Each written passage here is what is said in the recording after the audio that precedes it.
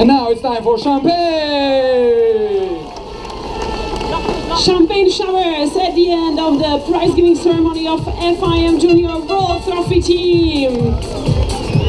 Ako máte možnosť vidieť, toto sú radosti, ktoré zdieľame spoločne s Talianmi, Švédmi a Austrálčanmi. Jazdci sú už na to ohromne zvyknutí, vidíte, že sa pripravili okuliare na oči a môžu sa na seba striekať čampusy.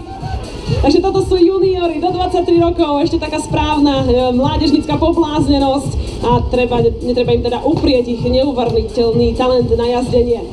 Fakt úžasné výkony, špeciálne pre austrálsky tím, ktorý sa teší z víťazstva.